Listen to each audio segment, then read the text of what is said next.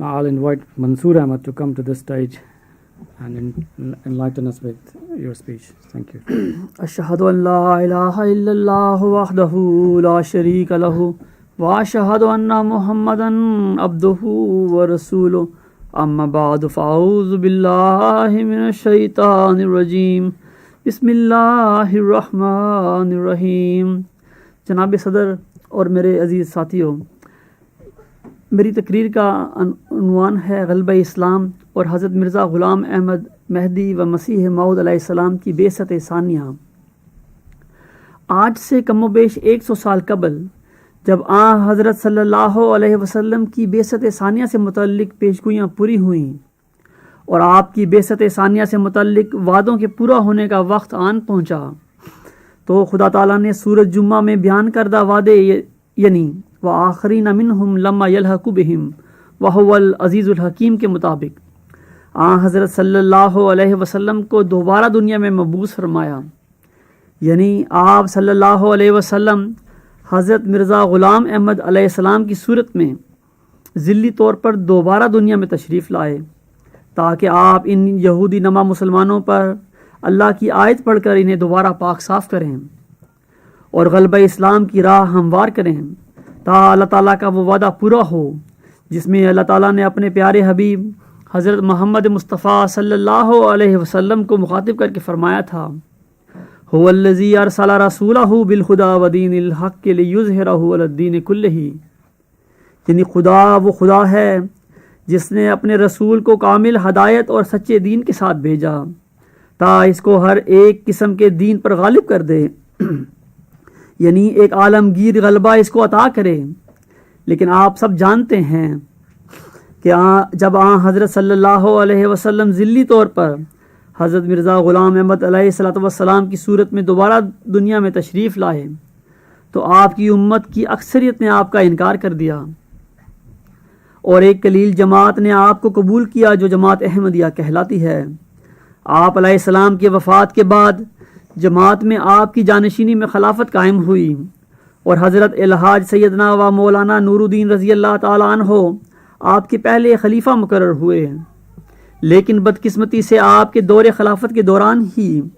بعض لوگوں نے جماعت میں سیاسی بدعملیوں کا آغاز کر دیا اور بعد ازاں آپ کی وفات کے بعد ان سیاسی بدعملیوں کے نتیجے میں جماعت 2 حصوں میں ٹوٹ گئی. ایک جماعت احمدیہ قادیان اور دوسری جماعت احمدیہ لاہور کہلاتی ہے. ان دونوں جماعتوں کے وجود کی بنیاد دراصل مال و دولت اور ہوا و ہوس تھی، جس کی وجہ سے ان دونوں گروپوں نے اپنی اپنی دکان چمکانے کے لیے یا اپنے ایجنڈے کو استحکام بخشنے کے لیے اپنے بنیادی عقائد میں رد و بدل شروع کر دی.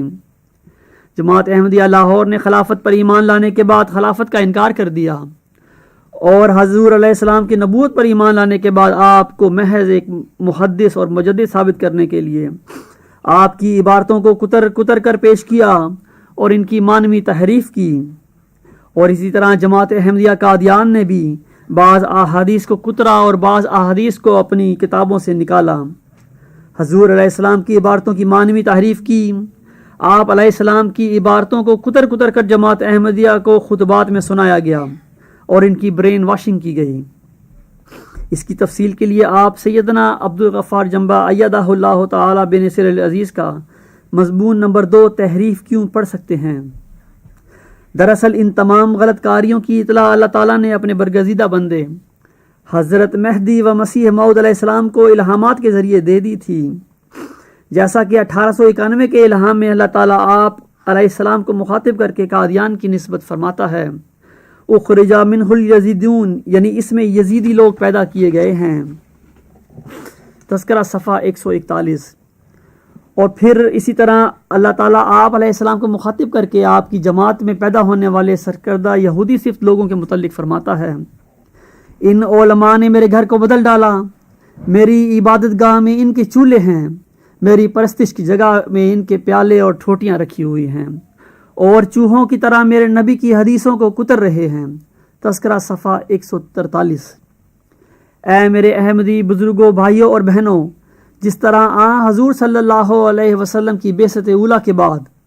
آپ کی بیان کردہ احادیث کے مطابق آپ کی قوم گمراہ ہو کر یہودیوں اور نصارہ کے رنگ میں رنگین ہو گئی۔ اسی طرح آپ صلی اللہ علیہ وسلم کی بعثت ثانیہ کے بعد بھی آپ کی قوم گمراہ ہو کر یہودیوں اور نصارہ کے رنگ میں رنگین ہو گئی۔ اس کی نشاندہی فرماتے ہوئے آپ صلی اللہ علیہ وسلم فرماتے ہیں، کیف تہلک امۃ انا اولھا والمہدی وسطھا والمسیح آخرھا ولکن بین ذالک فیج الاوج لیسوا منی ولا انا منہم۔ مشکوٰۃ شریف جلد 3 صفحہ 293 ہے۔ یعنی وہ امت کیسے ہلاک ہو جس کے اول میں ہوں، مہدی اس کے وسط میں اور مسیح اس کے آخر میں ہے، لیکن اس کے درمیان ایک کجرو جماعت ہوگی۔ ان کا میرے ساتھ کوئی تعلق نہیں اور میرا ان کے ساتھ کوئی تعلق نہیں۔ میں یہاں واضح کرنا چاہتا ہوں کہ فیض کے لغوی معنی جماعت کے ہوتے ہیں اور اوج کے معنی کجی کے ہیں، لہٰذا فیض اوج کے معنی ایک کجرو جماعت کے ہیں۔ عزیزان گرامی، جماعت لوگوں کے ایک ایسے گروپ یا فرقے کو کہتے ہیں جن کا ایک امام ہوتا ہے، جن کا ایک پیشرو ہوتا ہے۔ لوگوں کے ایسے گروپ یا فرقے جن کا کوئی امام اور پیشرو نہ ہو وہ جماعت کہلانے کے مستحق نہیں ہو سکتے۔ اس لیے حضور صلی اللہ علیہ وسلم کا یہ قول ایک جماعت کے بارے میں ہے، اور آپ بخوبی جانتے ہیں کہ خلفائے راشدین کے بعد امت محمدیہ آہستہ آہستہ 72 گروپوں یا فرقوں میں بٹ گئی، اور یہ فرقے کبھی بھی با امام نہیں رہے۔ لہٰذا اس کجرو جماعت سے حضور صلی اللہ علیہ وسلم کی مراد یہ بگڑی ہوئی جماعت احمدیہ ہی ہے، جس کی اصلاح کے لیے حضرت مہدی علیہ السلام کے بعد ایک موعود مسیح نے آنا ہے، جیسا کہ اس حدیث سے بھی ثابت ہے۔ حضور علیہ السلام کی اس بگڑی ہوئی یا کجرو جماعت کی نشاندہی حضور علیہ السلام کے الہامات میں جا بجا ملتی ہے۔ مثلاً 16 جون 1905 کا الہام بیان کرتے ہوئے آپ علیہ السلام لکھتے ہیں کہ میں اپنے مکان میں کمرے کے اندر ہوں، اس وقت دیکھا کہ باہر ایک عورت زمین پر بیٹھی ہے جو مخالفانہ رنگ میں ہے، وہ بہت بری حالت میں ہے اور اس کے سر کے بال مکراس سے کٹے ہوئے ہیں، کوئی زیور نہیں اور نہایت ردی اور مکروہ حالت میں ہے، اور سر پر ایک میلا سا کپڑا پگڑی کی طرح لپیٹا ہوا ہے۔ اس کے ساتھ بات کرنے سے مجھے کراہت آتی ہے۔ نماز عصر کا وقت ہے، میں جلدی سے اٹھا ہوں کہ نماز کے لیے چلا جاؤں۔ کچھ کپڑے میں نے ساتھ لیے ہیں کہ نیچے جا کر پہن لوں گا، یہ جلدی اس لیے کہ اس عورت کو میرے ساتھ بات کرنے کا موقع نہ ملے۔ پس میں نے جلدی کے سبب پگڑی کو ہاتھ میں لیا اور پشمینہ کی سرخ چادر اوپر لے لی اور کمرے سے نکلا۔ جب میں اس کے برابر گزرا تو میرے منہ سے یا آسمان سے آواز آئی، لعنت اللہ علی الکاذبین، اور ساتھ ہی اعلان ہوا، اس پر آفت پڑی، اور دیکھا کہ وہ عورت نہایت ذلیل شکل میں کوڑیوں کی طرح بیٹھی ہے۔ تذکرہ صفحہ 468 to 469۔ عزیز ساتھیوں، تعبیر الرؤیا میں عورت سے مراد جماعت ہوتی ہے، اور اس الہام میں عورت سے مراد حضور علیہ السلام پر ایمان لانے کے بعد آپ کی تعلیم سے انحراف کرنے والی آپ کی پاک تعلیم سے پیچھے ہٹنے والی آپ کی یہ جماعت ہی مراد ہے، جو کہ آپ کو ایک مکروہ اور ذلیل حالت میں دکھائی گئی ہے، جس سے آپ کو بات کرنے سے کراہت محسوس ہوتی ہے۔ اس جماعت کے متعلق آپ کا رویہ دراصل حضور صلی اللہ علیہ وسلم کی فیلنگ جو آپ نے ایک کجرو جماعت کے متعلق بیان فرمائی تھی کہ بالکل عین مطابق ہے، جو آپ نے فرمایا لیسوا منی ولا انا منہم، یعنی ان کا میرے ساتھ کوئی تعلق نہیں اور میرا ان کے ساتھ کوئی تعلق نہیں۔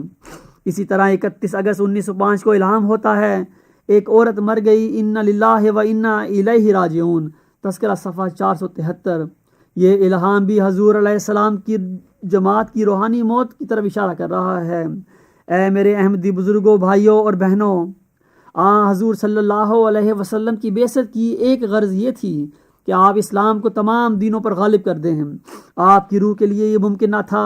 کہ اس وقت تک چین سے بیٹھے جب تک آپ کا یہ مقصد حاصل نہ ہو جائے۔ چنانچہ جب آپ صلی اللہ علیہ وسلم کی بعثت اولیٰ کی طرح آپ کی بعثت ثانیہ کے بعد بھی آپ کی جماعت دوبارہ بگڑ گئی، اور غلبہ اسلام کا وقت جو اللہ تعالیٰ نے ازل سے مقدر کر چھوڑا تھا بہت قریب آ گیا، اور آپ کی جماعت کی گمراہی غلبہ اسلام کی راہ میں روک بن گئی، تو اللہ تعالیٰ نے آپ کو بعثت ثالثہ کا وعدہ عطا فرمایا۔ چنانچہ آپ کو مخاطب کر کے اللہ تعالیٰ فرماتا ہے کہ موت کے بعد میں پھر حیات بخشوں گا. تذکرہ صفحہ 137. حضور علیہ السلام کے اس الہام سے آپ کی بعثت ثانیہ، یا یوں کہہ سکتے ہیں کہ حضور صلی اللہ علیہ وسلم کی بعثت ثالثہ کی طرف اشارہ ہے. جس طرح حضور صلی اللہ علیہ وسلم نے اللہ تعالیٰ سے الہام پا کر یہ فرمایا تھا کہ وَلَوْ كَانَ الْإِيمَانُ مُعَلَّقًا بِالثُّرَيَّا لَنَالَهُ رَجَالٌ مِّن فَارِسٍ، یعنی اگر ایمان ثریا پر یعنی آسمان پر بھی اڑ گیا ہوگا تو تب بھی ایک آدمی فارس الاصل اس کو واپس لائے گا. اور یہ الہام دراصل سورۃ جمعہ کی آیت وَآخَرِينَ مِنْهُمْ لَمَّا يَلْحَقُوا بِهِمْ وَهُوَ الْعَزِيزُ الْحَكِيمُ کی تفسیر ہے، جو ایک پیش گوئی پر مشتمل تھی، جس میں حضور صلی اللہ علیہ وسلم کی بعثت ثانیہ کا وعدہ دیا گیا تھا، جو حضرت مرزا غلام احمد علیہ السلام کے رنگ میں پورا ہوا. جب حضور صلی اللہ علیہ وسلم کی بعثت ثانیہ ہوئی، یعنی حضرت مرزا غلام احمد علیہ السلام دنیا میں مبعوث ہوئے، تو اللہ تعالیٰ نے آپ کو بھی مخاطب کر کے فرمایا وَلَوْ كَانَ الْإِيمَانُ مُعَلَّقًا بِالثُّرَيَّا لَنَالَهُ، اگر ایمان ثریا پر بھی لٹکتا ہوتا یعنی زمین سے بالکل اٹھ جاتا تب بھی شخص مقدم الذکر اس کو پا لیتا. تذکرہ صفحہ 58. اے میرے احمدی بزرگوں، بھائیوں اور بہنوں، یہ الہام آپ علیہ السلام پر کئی مرتبہ نازل ہوا. یہ الہام دراصل ایک پیش گوئی پر مشتمل ہے، جس میں رسول اللہ صلی اللہ علیہ وسلم کی موعود بعثت ثالثہ،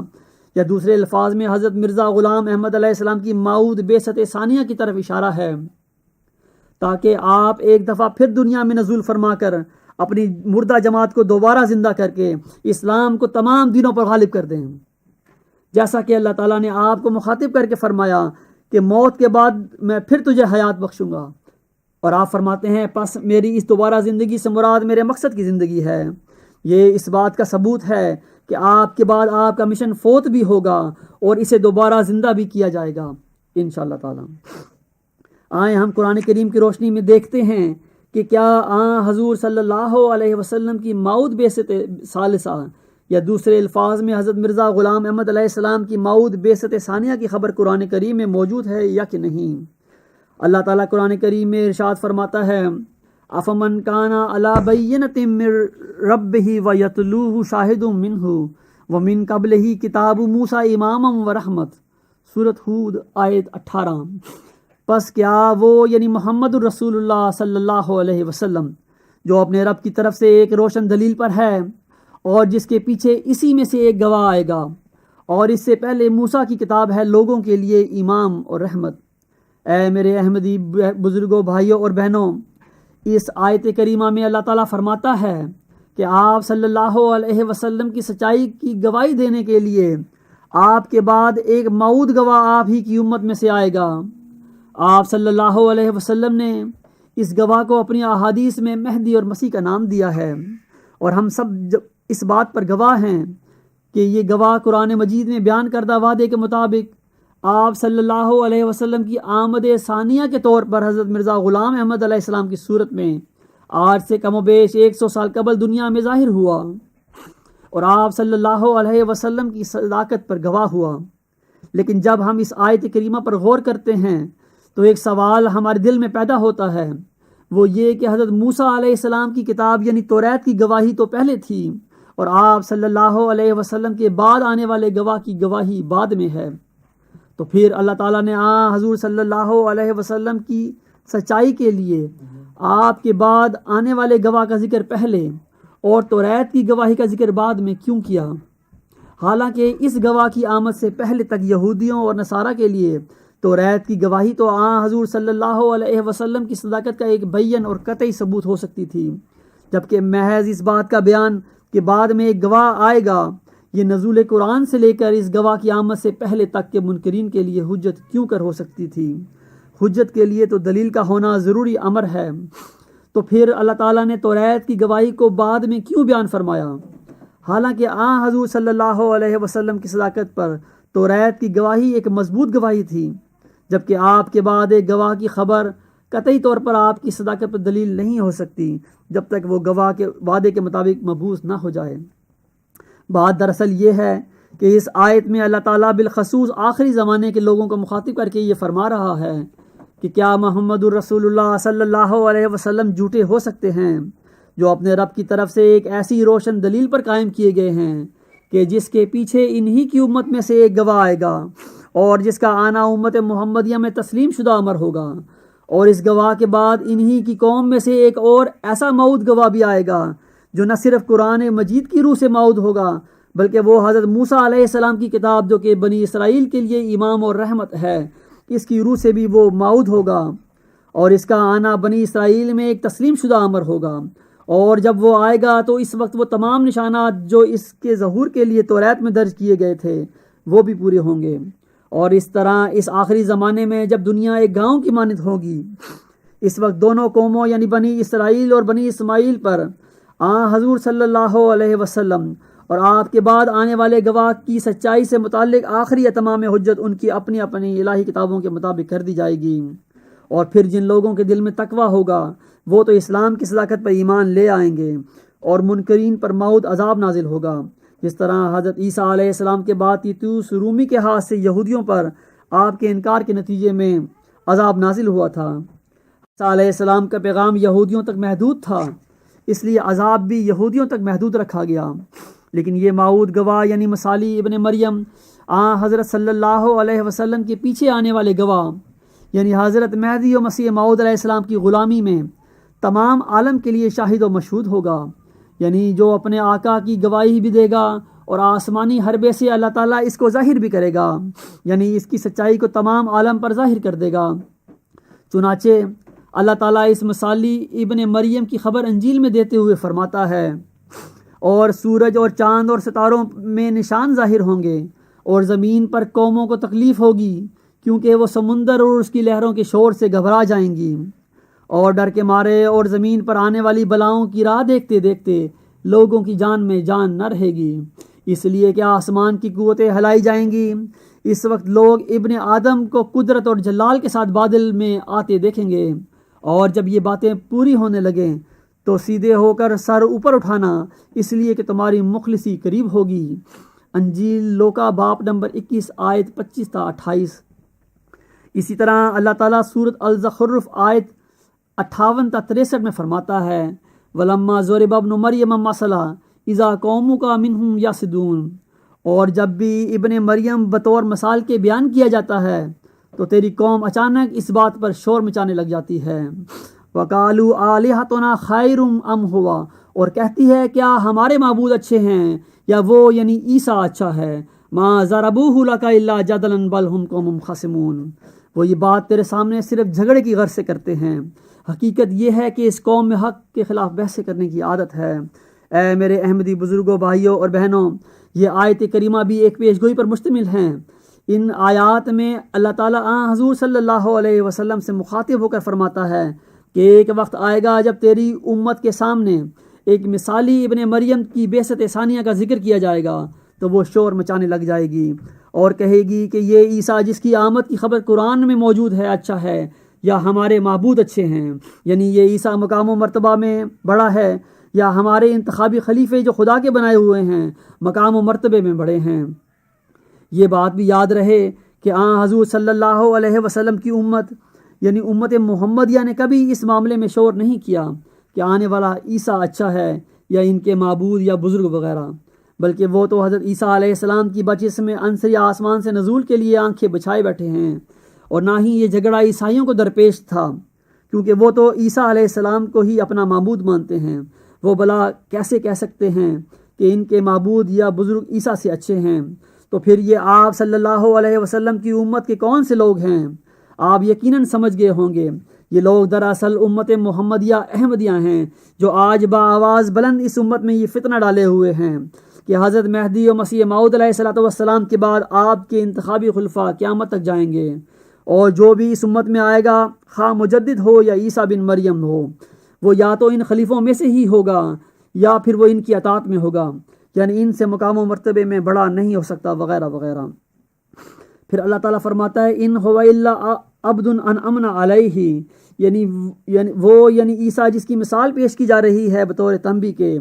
وہ تو صرف ایک بندہ تھا جس پر ہم نے انعام کیا، وجعلنا مثلا لبنی اسرائیل، اور اس کو بنی اسرائیل کے لیے بطور عبرت کے بنایا تھا، یعنی اے مسیح بنی اسرائیل اگر تم نے بھی بنی اسرائیل والے کام کیے اور اپنے درمیان مبعوث ہونے والے مسیح عیسیٰ کا انکار کیا تو پھر یاد رکھو جس طرح ہم نے اسرائیلی عیسیٰ کو بنی اسرائیل کے لیے بطور عبرت کے بنایا تھا، اسی طرح اس مسیح عیسیٰ کو ہم تمہارے لیے عبرت کا نشان بنا دیں گے۔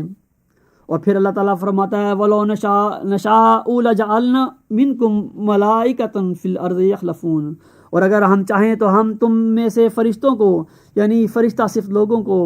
خود ہی زمین میں ایک دوسرے کا جانشین بنا دیتے،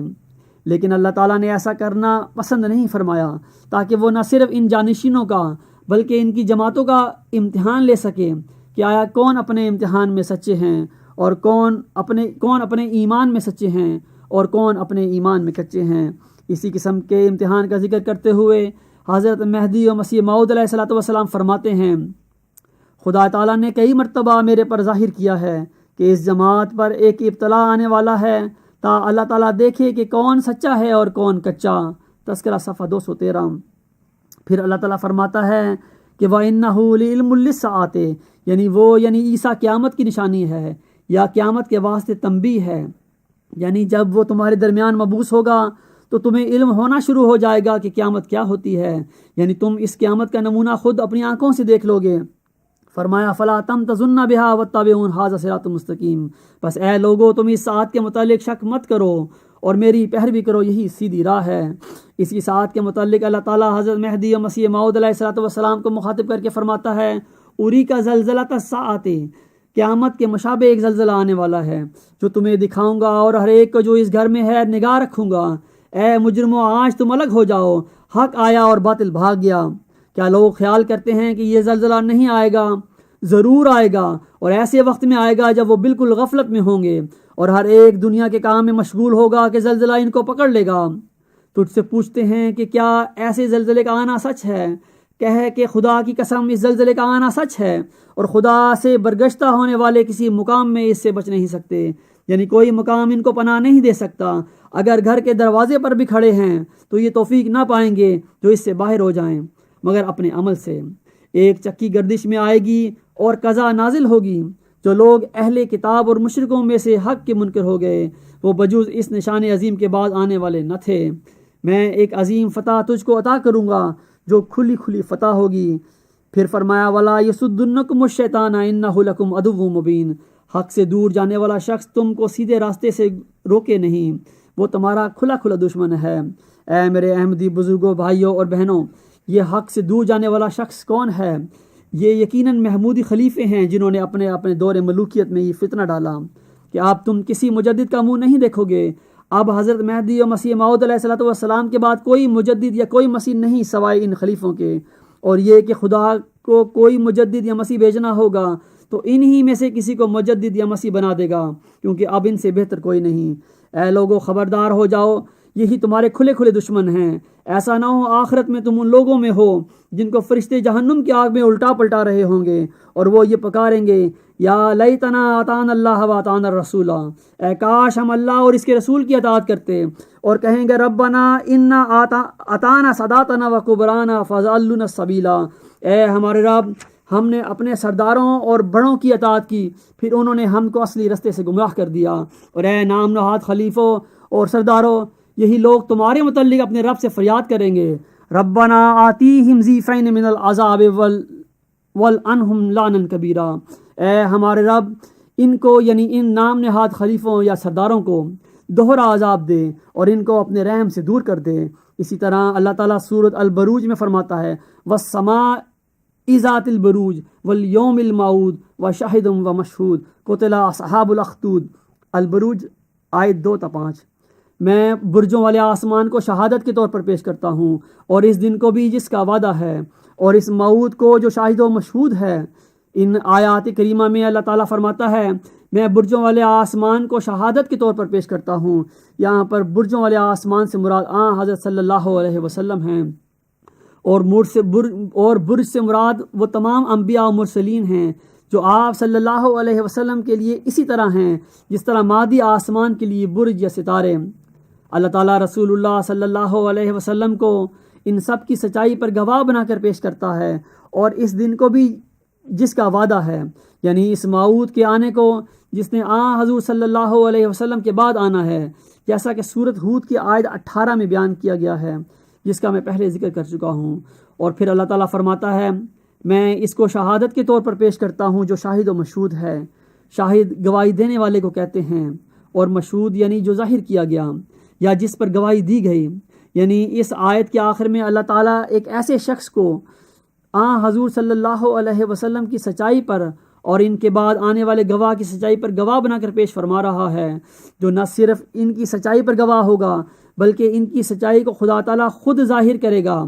یعنی اس کو اپنی سچائی ثابت کرنے کے لیے کسی دوسرے گواہ کی ضرورت نہیں پڑے گی، کیونکہ اللہ تعالیٰ خود اپنی فوجوں کے ساتھ نازل ہوگا اور اس کی سچائی کو ثابت کر دے گا۔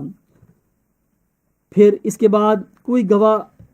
کسی گواہ کی کوئی ضرورت نہیں ہوگی، اور اسلام اور رسول اللہ صلی اللہ علیہ وسلم کی سچائی پوری دنیا میں ظاہر ہو جائے گی، جیسا کہ اللہ تعالیٰ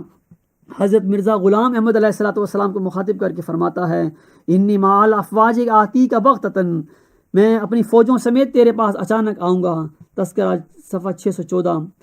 اور فرماتا ہے نبیوں کا چاند آئے گا اور تیرا کام حاصل ہو جائے گا، یہ سخت دن ہے، آج میں فیصلہ کرنے کے لیے متوجہ ہوا، تذکرہ صفحہ 237۔ جب اللہ تعالیٰ نے تمام دنیا کو اکٹھا کر کے فیصلہ ہی کر دیا تو پھر اس گواہ کے بعد کسی گواہ کی ضرورت کیوں کر ہو سکتی ہے؟ اور یہی وجہ ہے کہ حضرت صلی اللہ علیہ وسلم کے پیچھے آنے والے گواہ یعنی حضرت مرزا غلام احمد علیہ السلام کی بعثت ثانیہ کے طور پر نازل ہونے والے شخص کو خدا تعالیٰ نے شاہد و مشہود قرار دیا ہے۔ اے میرے احمدی بزرگوں، بھائیوں اور بہنوں، آئیں ہم حضرت مہدی و مسیح موعود علیہ السلام پر نازل ہونے والے کلام پر غور کرتے ہیں کہ کیا آپ کے کلام میں بھی آپ کے بعد کسی ایسے آنے والے کی خبر موجود ہے جو آپ کا مسیح ہونے کا رتبہ رکھتا ہو اور شاہد و مشہود ہونے کا مصداق ٹھہرتا ہو، اور یہ کہ آپ کو غلبہ اسلام کے متعلق اللہ تعالیٰ نے کیا وعدے عطا فرمائے ہیں اور وہ کس طور سے اور کس وقت پورے ہوں گے۔ اس سے پہلے کہ میں اس طرف جاؤں، مختصراً قرآن کریم سے غلبہ اسلام کے وقت کے متعلق کچھ آیات کا ذکر کرنا چاہتا ہوں۔ اللہ تعالیٰ سورۃ انبیاء آیت 97-98 میں فرماتا ہے حتیٰ اذا فتحت یاجوج و ماجوج وہم من کل حدب ینسلون، یہاں تک کہ یاجوج اور ماجوج کے لیے دروازہ کھول دیا جائے گا اور وہ ہر پہاڑی اور ہر سمندر کی لہروں پر سے پھلانگتے ہوئے دنیا میں پھیل جائیں گے۔ جب یاجوج اور ماجوج دنیا میں پھیل جائیں گے تو پھر کیا ہوگا؟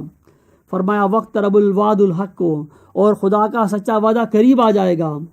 فَإِذَا حَيَا شَاخِصَةٌ أَبْصَارَ الَّذِينَ كَفَرُوا، تو اس دن کافروں کی آنکھیں پھٹی کی پھٹی رہ جائیں گی، اور وہ کہیں گے یا ویلنا قد کن فی غفلۃ من ھذا بل کن ظالمین، کہ ہم پر افسوس کہ ہم تو اس دن کے متعلق سخت غفلت میں پڑے رہے، بلکہ ہم لوگ تو ظالم تھے۔ پھر اللہ تعالیٰ سورۃ الدخان آیت 11-17 میں فرماتا ہے فَارْتَقِبْ یوم تأتی السماء بدخان مبین، پس تو اس دن کا انتظار کر جس دن آسمان پر ایک کھلا کھلا دھواں ظاہر ہوگا، یکش الناس ھذا عذاب علیم، جو سب لوگوں پر چھا جائے گا، یہ دردناک عذاب ہوگا۔ پھر یہ دنیا والے اس عذاب کو دیکھ کر پکاریں گے ربنا اکشف عنا العذاب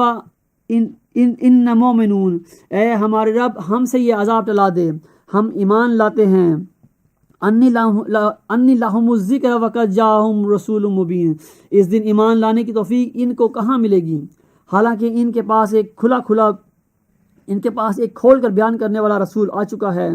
جو ان کے درمیان موجود ہے، جس کو انہوں نے نہیں مانا۔ ثم تولوا عنہم وقالوا معلم مجنون، اور اس سے پیٹ پھیر کر چلے گئے اور کہنے لگے یہ کسی کا سکھایا ہوا پاگل ہے۔ اس کے آگے جو اللہ تعالیٰ فرماتا ہے وہ میں مختصراً بیان کرتا ہوں۔ اللہ تعالیٰ فرماتا ہے کہ پھر میں ان لوگوں کی پکار سن کر اس عذاب کو تھوڑی دیر کے لیے ہٹا دوں گا، مگر یہ منکرین ایسے بدبخت ہیں کہ پھر وہی کرتوتیں کرنے لگ جائیں گے۔ پھر آگے اللہ تعالیٰ فرماتا ہے بالآخر ہم بڑے عذاب کو ان پر لے آئیں گے اور ہم انتقام لینے پر قادر ہیں۔ آخری زمانے کی نشانیاں بیان کرتے ہوئے سورۃ التکویر میں اللہ تعالیٰ فرماتا ہے کہ اس زمانے میں آفتاب کو لپیٹ دیا جائے گا، ستارے دھندلے ہو جائیں گے اور پہاڑ چلا دیے جائیں گے، 10 مہینے کی گابن اونٹنیاں آوارہ چھوڑ دی جائیں گی، وحشی اکٹھے کیے جائیں گے، دریا کو ملایا جائے گا، نفوس جمع کیے جائیں گی، زندہ گاڑی جانے والیوں کے متعلق باس پرس کی جائے گی، آسمان کی کھال اتار دی جائے گی، جہنم بھڑکائی جائے گی، جنت کو قریب کیا جائے گا۔ اے میرے احمدی بہنوں، بھائیوں اور بزرگوں، جنت اسی وقت قریب ہوتی ہے جب دنیا میں اللہ تعالیٰ کا کوئی رسول مبعوث ہوتا ہے، اور اس موعود گواہ کی آمد کی طرف اشارہ ہے کہ جب یہ تمام نشان پورے ہو جائیں گے تو اللہ تعالیٰ اپنے اس رسول کو دنیا میں مبعوث فرمائے گا، اور وہ دنیا سے جہالت کو دور کرے گا، لوگوں کو پاک صاف کرے گا، گویا جنت کا حصول ان پر آسان ہو جائے گا، یعنی جنت ان کے قریب آ جائے گی، گویا کہ وہ اس میں بآسانی داخل ہو سکتے ہیں۔ اے میرے احمدی بہنوں، بھائیوں اور بزرگوں، آپ گواہ ہو کہ یہ رسول دراصل حضرت مرزا غلام احمد علیہ السلام ہیں، جن کے وقت میں یہ نشانیاں پوری ہوئیں، اور آپ اسی پاک رسول کی روحانی اولاد ہو۔ پھر اللہ تعالیٰ فرماتا ہے کہ ہر جان جو کچھ اس نے حاضر کیا ہے جان لے گی، یعنی وہ اللہ کا رسول ان کے غلط اور درست اعمال ان پر ظاہر کر دے گا۔ یہ تمام نشانیاں بیان کر کے آخر میں پھر آگے اللہ تعالیٰ فرماتا ہے، میں شہادت کے طور پر پیش کرتا ہوں چلتے چلتے پیچھے ہو جانے والوں کو، اور ساتھ ہی ناک کی سیر چلنے والے بھی ہیں، اور پھر گھروں میں بیٹھے رہنے والے بھی ہیں۔ یہ اس طرف اشارہ ہے کہ اس رسول یعنی حضرت مرزا غلام احمد مہدی و مسیح موعود علیہ السلام کی جماعت کے پیش رو گمراہ ہو جائیں گے، یعنی صراط مستقیم پر چلتے چلتے پیچھے ہو جائیں گے، مگر آپ کی جماعت کی اکثریت کو سمجھ میں نہیں آئے گا، اور وہ ناک کی سید میں ان کے اسیر ہو کر ان کے پیچھے چلتے رہیں گے، اور ان میں سے ایسے بھی ہوں گے جن کو یہ بات بخوبی سمجھ آ جائے گی کہ یہ لوگ گمراہ ہو گئے، مگر پھر بھی وہ ان کے خلاف اپنے گھروں سے نہیں نکلیں گے۔ اس طرح تمام عالم پر بشمول آپ کی جماعت پر ایک روحانی موت طاری ہوگی، جس کو اللہ تعالیٰ نے راحت سے تشبیہ دی ہے، جیسا کہ فرمایا واللیل اذا عسعس، اور رات کو شہادت کے طور پر پیش کرتا ہوں کہ جب وہ چھا جائے، اور اس طرح دنیا میں سے یہ آخری ہدایت کا چراغ بھی گل ہو جائے گا، جس کی نشاندہی اس الہام میں موجود ہے، جس کا کہ میں پہلے ذکر کر چکا ہوں کہ موت کے بعد پھر تجھے حیات بخشوں گا، یعنی آپ کے مقصد پر یا جماعت پر موت غالب آ جائے گی، مگر اللہ تعالیٰ اپنی سنت اور وعدے کے مطابق پھر آپ کو دنیا میں مبعوث فرما کر آپ کے مقصد کو، آپ کی جماعت کو ایک نئی زندگی بخشے گا، جیسا کہ فرمایا وَالصُّبْحُ اِذَا تَنَفَّسَ، اور میں شہادت کے طور پر پیش کرتا ہوں صبح کو کہ جب وہ سانس لینے لگتی ہے، جیسا کہ اللہ تعالیٰ حضور علیہ السلام سے مخاطب ہو کر فرماتا ہے، میں اپنی چمکار دکھاؤں گا اور اپنی قدرت نمائی سے تجھ کو اٹھاؤں گا۔ دنیا میں ایک نذیر آیا پر دنیا نے اس کو قبول نہیں کیا، لیکن خدا اس کو قبول کرے گا اور بڑے زور آور حملوں سے اس کی سچائی کو ظاہر کر دے گا۔ تذکرہ صفحہ 81۔ اسی طرح فرماتا ہے خدا تعالیٰ نے ایک قطعی اور یقینی پیشگوئی پر میرے پر ظاہر کر رکھا ہے کہ میری ہی ذریت سے ایک شخص پیدا ہوگا جس کو کئی باتوں سے مسیح سے مشابہت ہوگی، وہ آسمان سے اترے گا اور زمین والوں کی راہ سیدھی کر دے گا، وہ اسیروں کی رستگاری کا موجب ہوگا، اور وہ اسیروں کو رستگاری بخشے گا، اور ان کو جو شبہات کی زنجیروں میں مقید ہیں رہائی دے گا۔ فرزند دلبند گرامی ارجمن مظہر الحق والعلا کان اللہ نزل من السماء۔ تذکرہ صفحہ 144۔ اے میرے احمدی بہنوں اور بھائیوں، یہ اسی مسیح ابن مریم کا وعدہ ہے جس کی آمد کا وعدہ قرآن مجید میں بھی دیا گیا ہے، اور اس مسیح کی آمد کی خبر حضور علیہ السلام کے الہامات میں جا بجا ملتی ہے۔ اللہ تعالیٰ نے آپ علیہ السلام کو مخاطب کر کے تقریباً 18 یا اس سے زائد مرتبہ فرمایا ہے هو الذی ارسل رسولہ بالہدی ودین الحق لیظہرہ علی الدین کلہ، اور اس آیت کریمہ کے متعلق آپ فرماتے ہیں کہ یہ آیت جسمانی اور سیاست ملکی کے طور پر حضرت مسیح کے حق میں پیش گوئی ہے، اور جس غلبہ کاملہ دین اسلام کا وعدہ دیا گیا ہے وہ غلبہ مسیح کے ذریعے سے ظہور میں آئے گا، اور جب حضرت مسیح علیہ السلام دوبارہ دنیا میں تشریف لائیں گے تو ان کے ہاتھ سے دین اسلام جمیع آفاق اور اقطار میں پھیل جائے گا۔